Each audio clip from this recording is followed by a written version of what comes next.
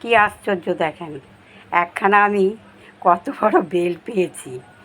এই বেলটা মানে কমসে কম 1 কিলো ওজন হবে।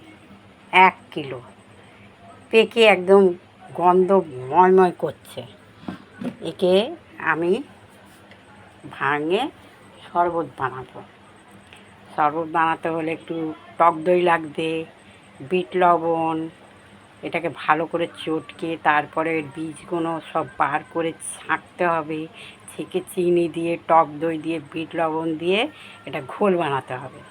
ঘোল বানিয়ে তারপরে খাওয়া হবে।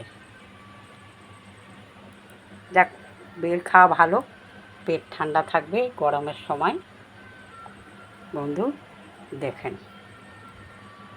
তাহলে এই বেলটা আজকে শরবত বানিয়ে খাওয়া হবে।